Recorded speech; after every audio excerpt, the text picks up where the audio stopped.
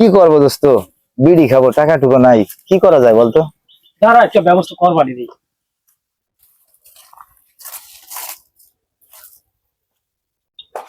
কি হয়েছে ভাই? এই ভাই কি এই বাড়িটা কার অবহেলায় নষ্ট হয়ে যাচ্ছে? এত সুন্দর একটা বাড়ি ফালি আমি ফাঁকা টাকা কিনতাম, অনেক সুন্দর বাড়ি।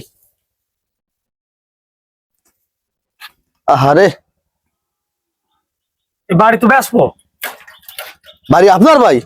হ্যাঁ, কয়টা নেবেন কোন? আপনি বাড়ি অরিজিনাল কিনবেন? অবশ্যই কিনবো।